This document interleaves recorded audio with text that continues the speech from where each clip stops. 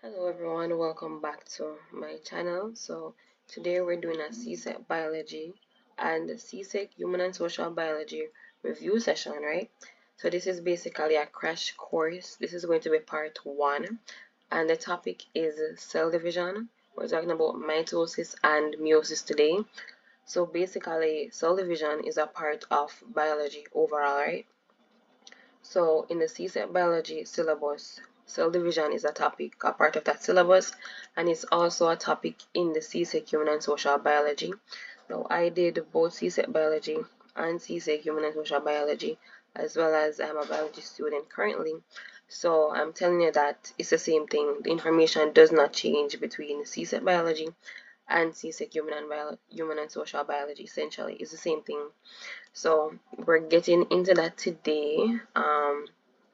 If this is at all helpful, go ahead and subscribe and like it, share it. But basically, it's a crash course session. So let us just begin. It's all about cell division, mitosis, and meiosis. And guess what?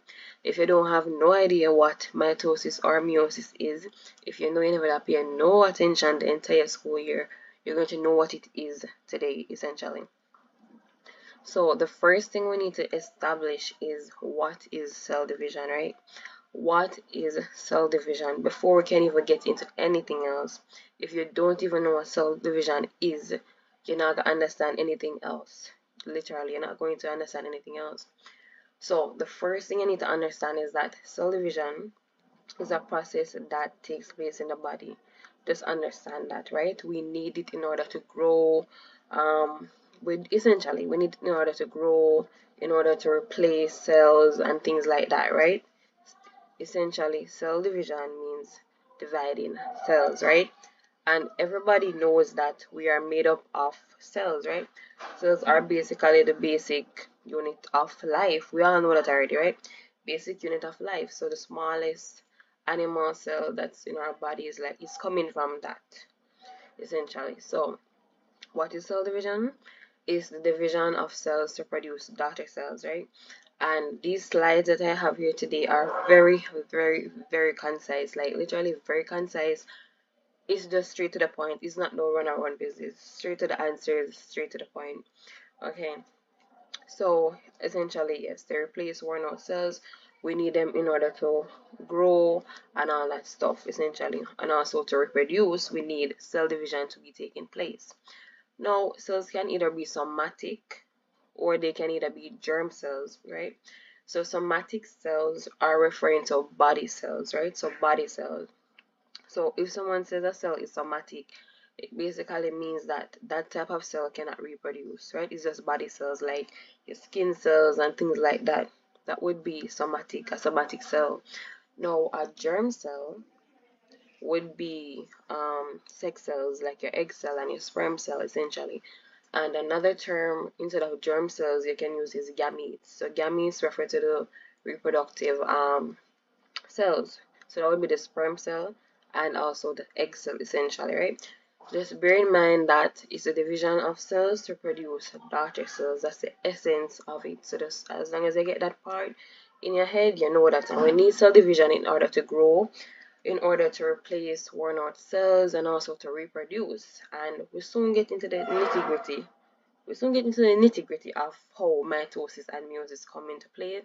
Don't worry about that, we soon get into that afterwards, right? Now, so we have two main types of cell division, right? Mitosis and meiosis, right? So the main difference between mitosis and meiosis is this one. Mitosis takes place in somatic cells. Essentially, somatic means body cells. Just remember that part. Meiosis is basically referring to reproductive cells, or egg cell and our sperm cells, right? Just bear that part in mind. That's the main difference. So egg and sperm cells, they undergo meiosis. Our body cells, which is our skin cells, they undergo mitosis. So mitosis equals somatic cells. Meiosis equals gametes, right? So reproductive stuff, that's meiosis. Bear that in mind.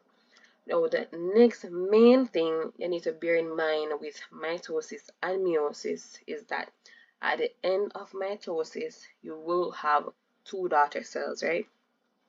Two daughter cells will be produced at the end of mitosis. Two. And mitosis, it basically is going to result in a diploid number, and that's represented in 2n. Meiosis, on the other hand, is going to result in a haploid number, which is just n. And as I said before, this occurs in egg and sperm cells. Now, meiosis is going to produce four daughter cells. Four daughter cells. Let's remember that part. Four. So the main difference, mitosis takes place in somatic cells. Meiosis takes place in essentially reproductive cells, which is our gametes, our egg and sperm cell. Mitosis is diploid and meiosis is haploid. That's the main thing. Now, for mitosis to be diploid, what that essentially, the end daughter cells being diploid, what that means essentially is that the chromosome type is coming from I think 2 chromosomes. I think that's the essence behind it. And then the haploid one is that the chromosome type is only coming from 1. So that is why it's haploid. That is why N, right? Only 1 chromosome. And we still get into all of that stuff. But yeah. And then germ cells are basically reproductive cells that eventually become eggs and sperm, essentially. So germ cells, gametes, egg and sperm cells, they're all talking about the same thing. So if you see anything like that, just link it back to meiosis. Mitosis, somatic cells. Meiosis is referring to reproductive cells, egg and sperm cells. So just remember that we need meiosis in order to reproduce and produce more offsprings, essentially. Now the next main difference is that mitosis undergoes cell division once, meiosis undergoes cell division twice, right? So mitosis, cell division once, meiosis undergoes cell division twice. But before the entire cell division process takes place, there's a stage right before that called interphase. Now, essentially, interphase is where the cell grows. It basically replicates chromosomes. They just grow and develop in interphase. Like the cell spends about 90% of its time here and only 10% in the actual cell division, essentially, right? So interphase is a big part of cell division, period. Overall, it's a big part of it. So just know that interphase is not cell division, but interphase is a part of the cell cycle. There's a difference. So cell cycle includes interphase plus cell division, and cell division is just cell division. Just know that part. So interphase is not a part of cell division. It's not. Just remember that part. Then these are basically the steps or the stages in which mitosis is basically carried out or take place. So there's an acronym called PMAT in which you can use to remember how these stages go in mitosis. So PMAT, you have prophase, metaphase, anaphase, telophase, and then cytokinesis at the end. Now, cytokinesis essentially means splitting of the cytoplasm, and that's how you get the 2 separate daughter cells at the end of mitosis. Now, this is basically the stages of mitosis being displayed right here, and I'm going to do my best to explain it. So, in interphase, essentially, we have we're gonna have these things at the top right here. They're essentially centrioles. They label it as centrosome here. Same thing, and you're gonna have the chromosomes, right? So it's showing that we're starting with diploid right there. It's starting with diploid.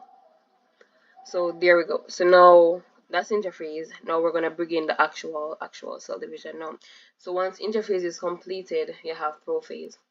In prophase, that is basically where the centrioles, the same centrosome thing, they're going to separate to opposite ends of the cell, as you can see right here, opposite ends. They're gonna separate to opposite ends of the cell. Then you're gonna have the chromosomes right here. They're gonna be condensed, right? they're gonna get condensed, meaning that they start to become more visible, essentially, right? The nucleolus and the nuclear membrane are going to disintegrate slash disappear. So that's going to happen in it, and basically you're gonna have spindle fibers. This diagram is not giving the complete detail, but let me just explain it to you. You should have spindle fibers starting to extend a bit and attaching to a thing in the hair that's called a centromere. So centrosome and centromere is not the same thing, but the centromere, they should be attaching to the centromere. And there's a thing at the back called a kinetochore. I hope I pronounce it right. So really and truly, the kinetochore is going to attach to the centromere, and then that's how it's going to start extending towards it, right? So this diagram here is not showing it, but yeah. And of course, they pair up. Now in metaphase, like an easy way to remember metaphase now is just bear in mind. So an easy way to remember metaphase, just remember metaphase and middle. Metaphase, middle. So basically, in essence, it's the chromosomes lining up at the equator. So as you can see, you see these yellow things? These are the spindle fibers that I was talking about up here, although this diagram does not show it completely. So you have the centrioles at opposite ends of the cell, and the spindle fibers start to basically would it be expand? Call it expand, or they start stretching out or whatever and attaching to the back of the chromosomes, right? Essentially, that's what it is. So these are the mitotic spindles right here. Just remember, in metaphase, in essence, chromosomes line up at the equator, right? Just remember that. And metaphase equal middle. So whenever you say metaphase on the exam, think about middle and say, okay, the chromosomes must be in the middle. That's metaphase, right? And then the next step or next stage is anaphase, and one way you can use to remember anaphase is away. Anaphase, away. So basically in this you're gonna have these mitotic spindles essentially contracting. So if you hear me say spindle fibers, mitotic spindle, they're all the same thing. Just bear that in mind, all the same thing. So mitotic spindle, you're gonna contract, pull in the sister chromatids apart. So you're going to have one going to the left, one going to the right, and you're going to separate. Now, in telophase, the chromosomes are going to start to essentially kind of like decondense a bit. As I said, this diagram isn't 100% showing that, but don't worry about that as long as you know how it goes. Yeah, you're going to start to basically decondense a bit. The nucleolus should start to appear again, and the nuclear membrane should start to appear again and stuff, and it would be basically like this diagram here, but up here it should have been. Anyways, basically when they start to reappear, essentially that's what's happening in telophase, and then you're gonna see that little curve or bend in it. That's telophase preparing for cytokinesis afterwards. So the cell pinches in the middle, and then cytokinesis is what splits it completely in half, producing two identical daughter cells, right? And keyword identical. Now let me tell you why this is so important. Mitosis does not give rise to variation. As I said before, when you think about mitosis, think about somatic cells, think about skin cells. They're all the same thing. There is no variation from mitosis. They're all the same thing, literally. So just bear that in mind. Two identical daughter cells. And when we get to meiosis, you'll realize that that's not the case, right? Because meiosis has to do with basically reproduction and all that stuff. And if you even think about like a family, or you and your siblings, you're not the same, you don't look the same, you're not identical. But essentially, two daughter cells are produced right here from mitosis. Now we're moving on to the big bad meiosis. This one is a bit more interesting. And we said before, these undergo cell division twice. So let us begin. So essentially, we kind of have meiosis 1 and meiosis 2. This undergoes meiosis twice, right? The cell undergoes meiosis twice. That's essentially the main difference between it and mitosis. Okay, let me try to explain my best. So prophase 1, metaphase 1, Anaphase 1, and you're gonna have telophase and cytokinesis, prophase 2, metaphase 2, anaphase 2, telophase 2, and then cytokinesis. So this is the diagram. It's a bit more longer, complicated, and a whole heap of stuff. Now let me begin. Up here, you don't have to worry about up here. You don't have to worry about this S phase thing. S phase is a part of interphase. I mean, I think you need that for CSEC at the CSEC level now. This is just a part of interphase, so let's ignore that part. And the pro metaphase 1, you can also ignore that stage. It's not for the CSEC level, or I don't think I really learned that at the CSEC level. It was actually in university. Yeah. Anyways, let's continue. Prophase 1, we know that interphase the cell grows and duplicates and basically prepare and all that stuff, right? Prophase 1 is going to essentially begin with the chromosomes condensing, the nuclear membrane, and the nucleolus is essentially going to disintegrate / disappear. That's what should happen. Then you're gonna have the chromosomes, right? So in prophase 1 of meiosis 1, you're gonna be starting out with 4 chromosomes instead of 2 like mitosis. Reason being is that remember you have 2 parents, that's how a child comes about. You have 2 parents. So you have 2 from the mother, 2 from the father, right? And essentially these are going to be homologous chromosomes, right? And homologous chromosomes basically mean that they have the same size, same shape, and same genetic information essentially, right? And they're going to form a tetrad in prophase 1 or in the okay, so in prophase 1 of meiosis, you're gonna have this thing called crossing over. It's very important, and it occurs at the chiasmata.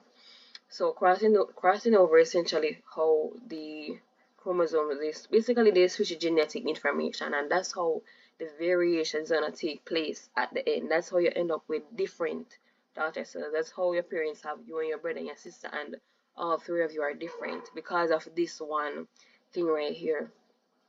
So essentially you have the tetrads in there. Tetrad meaning 4.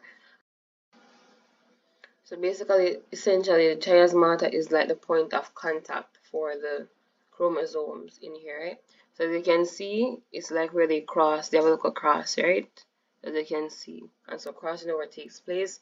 Basically, they switch genetic information, and that's how you get diversity / variation at the end, right? So it's the same thing. Other than that, it's the same thing as in metaphase. You should have the centrioles at opposite ends of the cell. You should have the spindle fibers starting to extend a bit and all that stuff. When metaphase 1 is the same thing. They're going to be lining up at the equator / metaphase plate, and you're gonna have the microtubules. So microtubules, spindle fiber, and the other name there, all of them are referring to the same thing. Literally the same thing. Microtubules, spindle fiber, all of them are the same thing. Like this one, metatic spindle, they're all the same thing essentially. So they're lining up at equator, but the main difference is that 4 chromosomes are lined up at the equator. 4. In mitosis, there are only 2 chromosomes lined up at equator, but this time we have 4 lined up, right? And they're homologous chromosomes, as we said. They're the same size, same shape, and they have the same genetic information. Well, they had the same genetic information before crossing over took place. Now in anaphase 1, they are pulled away, so homologous chromosomes separate. They are pulled away to opposite ends of the cell. So you're gonna have bam, bam, bam. When they all separate now, so basically the metatic spindles are gonna contract and pull them to opposite ends of the cell.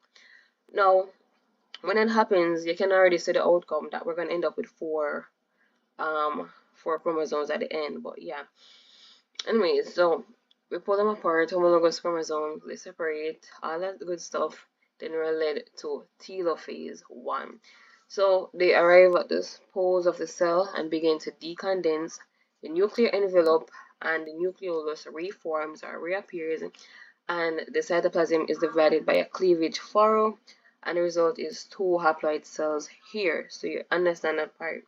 we have 2 haploid cells right here. Now this cleavage furrow, so cleavage furrow essentially it happens in animal cells, right? That's a cleavage furrow. In plant cells, you have a cell plate. So basically, how the cleavage furrow forms is basically when some microfilaments, they essentially line up, right? So microfilaments, they line up at the middle or at the cut, right? So these microfilaments are what forms a contractile ring, right? So right in here, there would be some microfilaments, right? They line up right on the line right there in the middle, and they form the contractile ring, and that is how it splits afterwards. And cleavage furrow is only in animal cells, only. Cell plates are in plant cells. So basically with a cell plate, so when you have the plant cell, you know that plant cells have cell walls.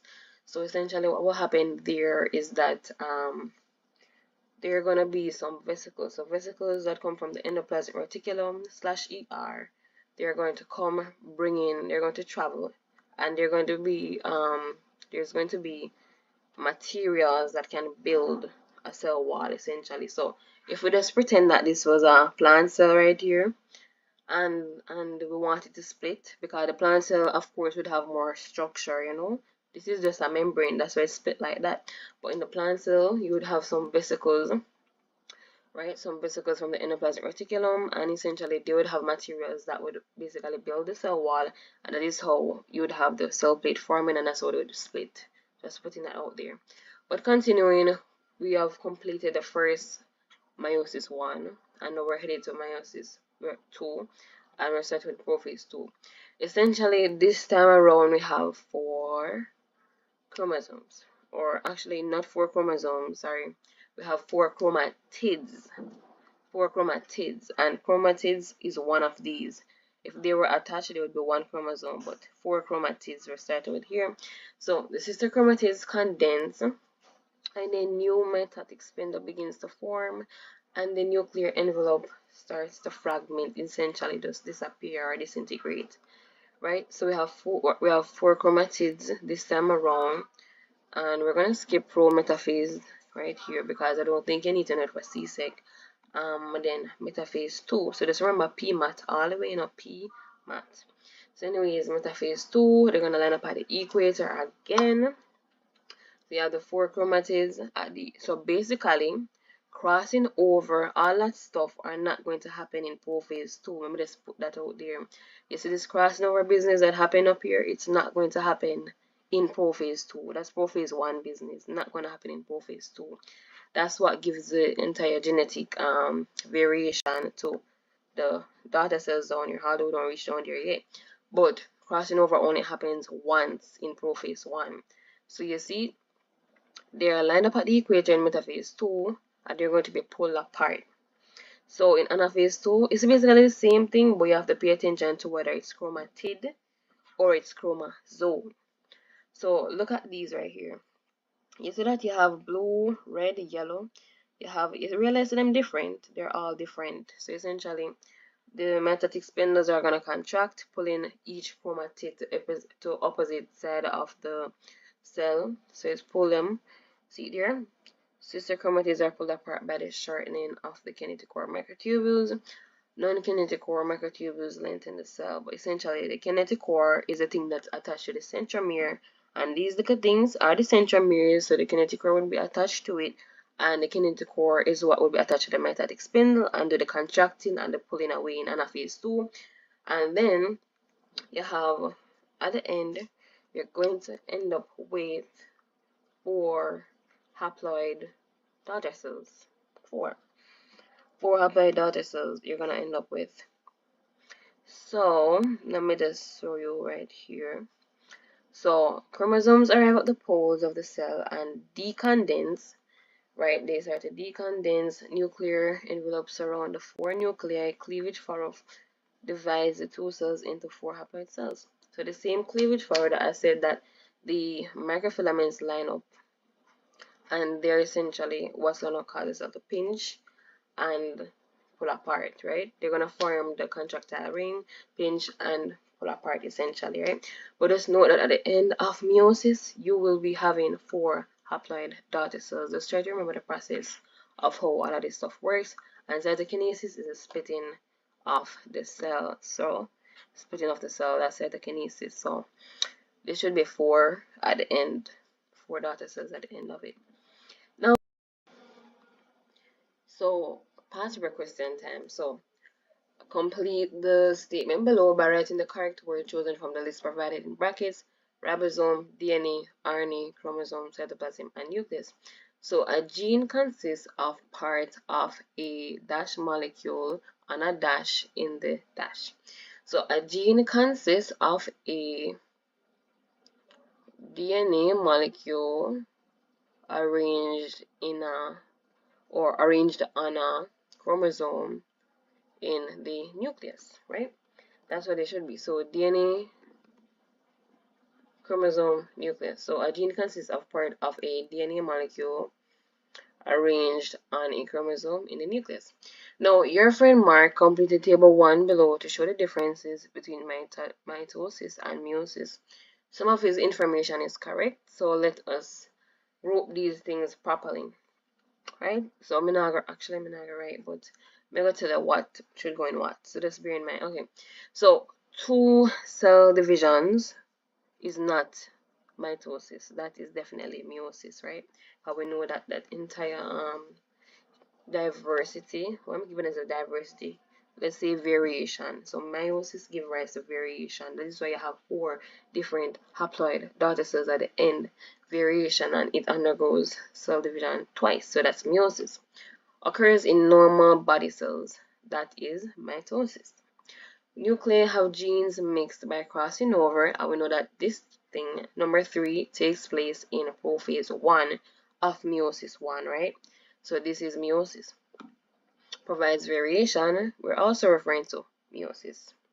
Ensures the haploid number of chromosomes, that's also meiosis. Now, 1 cell division is mitosis. Occurs in the formation of gametes, that's meiosis.